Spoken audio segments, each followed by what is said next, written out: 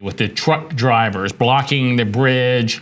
Their bank accounts started being frozen, which is mind-boggling to me, that because you're protesting, someone can take away your money, but it's really not that mind-boggling since it's not your money to begin with. You're only being allowed to use it.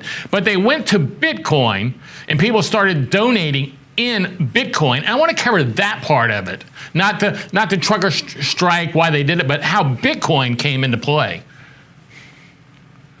Yeah, so I was quite close to that whole process.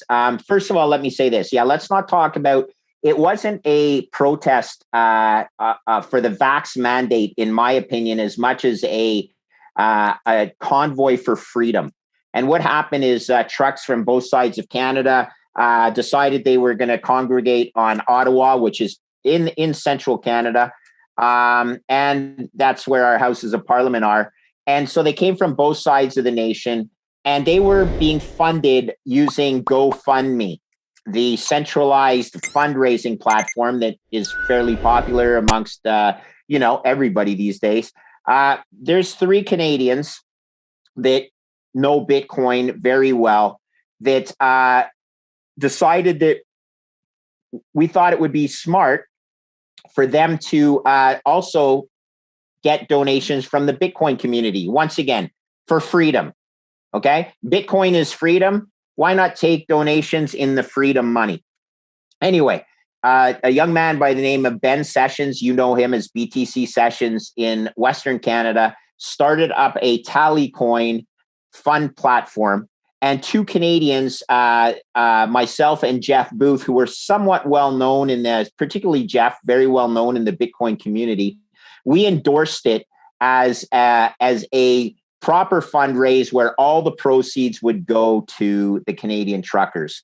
And fast forward, within about 2 weeks of us starting this, GoFundMe got frozen, and the Bitcoin platform became the go-to funding source.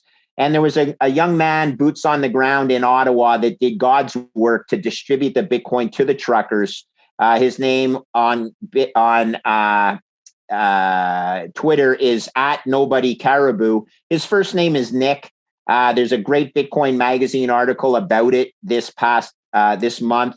I'll just say this. The important thing to remember is that Bitcoin is about freedom. And the truckers were demonstrating their desire to have freedom.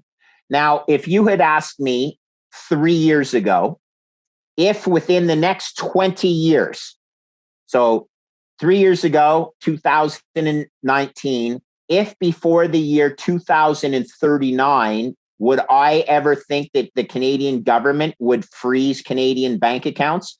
I would have said, yeah, it's possible, but probably a 25% likelihood over that time period. Well, guess what? 3 years later, it was 100% certain that the maniacs that are running the Canadian Parliament froze the bank accounts of hardworking Canadians because the government didn't agree with the protests.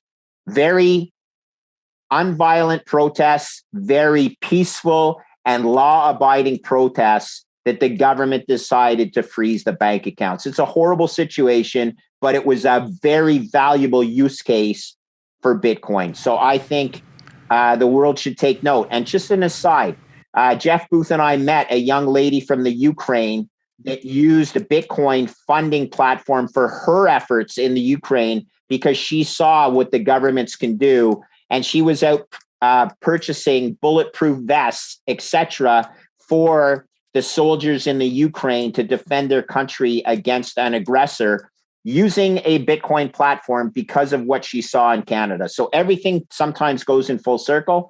But yes, that was a very valuable use case and also a very big red flag, because if the Canadian government can freeze bank accounts, I promise you every other democracy in the world will try the same thing if they have to. Yeah, I love coming to BitBlockBoom because it's like Mecca for Bitcoiners. Like everybody here is like part of the hardcore like inner sanctum.